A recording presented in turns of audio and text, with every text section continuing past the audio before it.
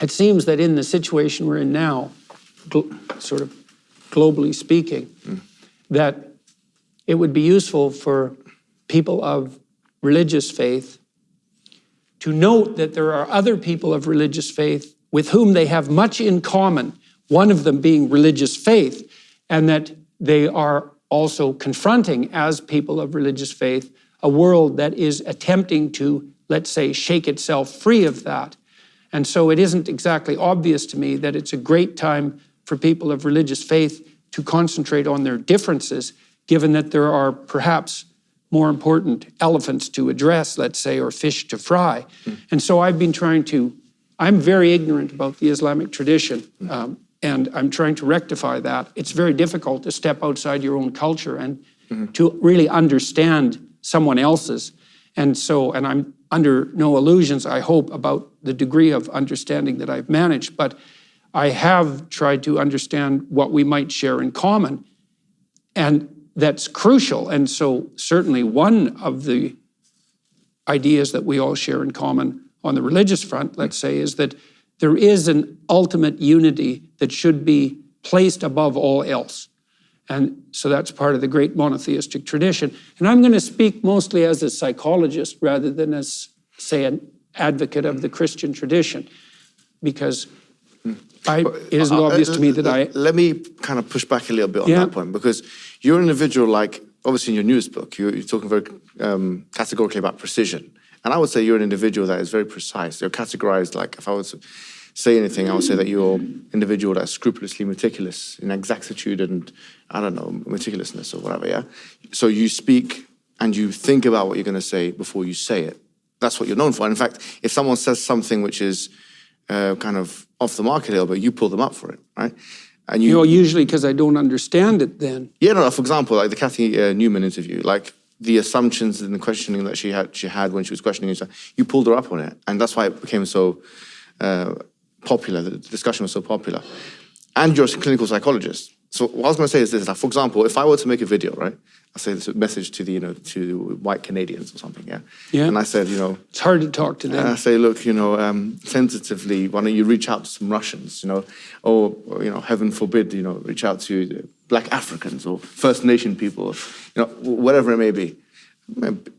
How do you think the community of white Canadians, let's say, for the sake of argument, will react to that kind of message? Well, if it was you? Yeah. Well, you're pretty disagreeable, so you'd probably get bit back a lot. Yeah, but exactly. It's hard to say until you do it, I mean, I have reached out to other communities, let's say. I did an interview with a friend of mine who's a Native American carver who lives on the West Coast. And, I'm not very happy with the narrative that's being promoted in Canada, which is that the European settlement of Canada is best viewed as genocidally colonial. And having said that, my friend, this carver, was in a residential school in Canada, and the residential schools were put forward by the government in an attempt, and other institutions, in an attempt to separate the Indigenous children from their families and then socialize them rapidly according to European norms. And there was some positive motivation for that, and sometimes that helped and worked. But one of the things that did happen was that some schools were, let's say, invaded by people of a pronounced pedophilic and sadistic bent. And my friend ended up in one of those schools, and his life was so dreadful that you can't even hear about it without serious emotional damage. And so, I went forward with that discussion, and it was very contentious, but it went very well. And it told a story that was true and needed to be told. Yep. And so, you step into foreign territory at your peril, that's for sure. But, and it was relatively difficult for me to arrange for this to be a possibility. Yeah, of course. But my thought, again, because I'm trying to look for what we have to offer each other rather than what divides us, I thought it was worthwhile. Are you tired of being held back by one-size-fits-all healthcare? Of having your concerns dismissed or being denied that comprehensive lab work you need to truly understand your health? I want to tell you about Merrick Health, the premier health optimization platform that's revolutionizing how we approach wellness and longevity. What sets Merrick apart isn't just their cutting-edge diagnostic labs or concierge health coaching, it's their commitment to treating you as an individual. Their expert clinical team stays at the forefront of medical research, creates personalized, evidence-based protocols that evolve with you. Unlike other services that rely on cookie-cutter solutions, Merrick Health goes the extra mile. They consider your unique lifestyle, blood work, and goals to craft recommendations that actually work for you, whether that's through lifestyle modifications, supplementation, or prescription treatments. And with a remarkable 4.9 out of 5 rating on Trustpilot, you know you're in great hands. The best part is you can get 10% off your order today. Just head to merrickhealth.com and use code Peterson at checkout. That's merrickhealth.com, code Peterson for 10% off. Stop guessing and start optimizing your health today with Merrick Health, because your best life starts with your best health. But let me push back again once again on this point. So, for example, it's not always what you say. Sometimes it can be what you don't say. So, for instance, I think you've become somewhat of an emblem of Western civilization, right? In terms of you're an intellectual. Heaven help us. No, but you have. And I also push back on the point that this is a foreign culture, because I think that Islam, and you've mentioned this in the lecture as well, that Islam has now become part of, Western culture. Yeah, well, that's the open question. As we noted in the introductory remarks, it's like, well, is Islam part of the West? We're kind of having the same discussion about Russia in some real sense. And that's really going well at the moment. Yeah, so there's that part. But what I would say is that, if there is a bloody history of Western colonialism, and that's almost undeniable. Like, for example, look at Algeria, for instance. Algeria, when it was annexed by France. There's no dispute in that. There's no dispute in what happened there. So the issue, I'm giving you one example of many. The Spanish colonialism of Latin America, for example. There are things that happened, and I'm not saying that's not things that happened on the Western Front. Yeah, there are things that happen on the Muslim front as well, of course. This is true. Yeah, no doubt about it, right? No, I'm not going to stand here and defend the Muwahidun who came and were very intolerant to Jews and Christians and kicked them out of their homes and so on like that, who existed in Spain as well, in fact. So the point is, I feel like, I don't know, as a psychologist, I think my question would be to you, don't you think, is it of any benefit to be concessionary in this regard? Like, to start off a discussion by saying, like, we know that these are things that could cause resentment. Right? Yes. Because, like, for example, I know a lot of Algerian people, and this is very clear in their historical memory. Yes. And the accusation will be that the West have colonial amnesia here. They are not taking into account what they've done. I'll be honest with you. Well, they don't even know how. Well, okay. So, do you see what I'm saying? Yeah, well, absolutely. Yeah. I mean, look, here's how I would address that psychologically.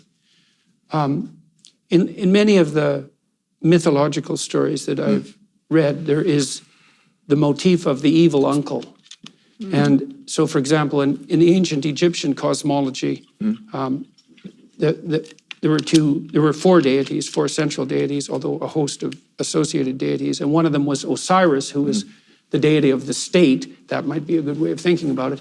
And he had an evil brother, Seth, who was always conspiring in the background to overthrow the state and to establish his own rule, say, based on power. And the Egyptians, this is thousands of years ago, had figured out by that point, because their society was quite large, that there was something in the social structure itself that posed a threat to the structure, and that was the tendency for the structure and its leaders to become willfully blind, and for conspiratorial powers or patterns that would use resentment and the desire for power to overthrow that. And they thought of Osiris as willfully blind and Seth as an eternal danger, and that's true. But there's another element to the evil uncle too, which is that in some real sense, and it's a very difficult thing to sort through morally, all of us walk on blood-soaked ground, because human history is, in some regards, a nightmarish catastrophe. And some of that's just because life was so difficult, but it's also because people did unbelievably cruel and malicious and deceptive, committed unbelievably cruel and atrocious and deceptive acts. And so we're all stuck with this problem that here we are in relative peace and harmony so far, although we seem to be doing everything we can to try to disrupt that at the moment. And part of the price that's being paid for that is an endless litany of historical catastrophe. And then we all have to face up to, well, what does that mean for us in terms of our individual responsibility? And how do we construe ourselves and our society in light of that fact? And we could go back and forth continually about whose historical atrocities were worse. Yes. And that's a rough contest because, you know, the devil is definitely in the details there. And then it also brings up the other problem, which is, well, when the Spaniards went to Central America, a lot of the bloodshed they produced, or the death they produced, was actually a consequence of the introduction of disease, because that took out about 95% of the native population in the Western Hemisphere. And then the conquistadors were, well, maybe they weren't the finest representatives of the highest flowering of Western civilization. We don't know to what degree they were the sort of thugs that couldn't get along at home and went out adventuring. And even if I, say, attempted to take full responsibility for that, I'm not sure what it would mean, because I suspect I have a lot more in common with you people in the modern world than I do with Spanish conquistadors from 300 years ago. Now, I'm not saying I bear no responsibility for the bloodshed of the past, but I would say we all bear that responsibility, and that's something, I would say that's something like the conception of original sin. Yeah.